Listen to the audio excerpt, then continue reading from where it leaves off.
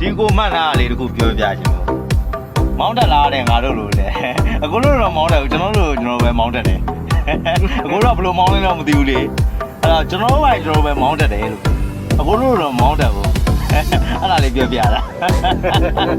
ဒီမှာဘေးမှာဆရာကြီးတွေ့လားဆရာကြီးဘာဆရာကြီးလဲသိလားဆရာကြီးလေးစားပါတော့ကိုမမေ့ရတဲ့ Let's party. Everybody stand up. Everybody put your hands up.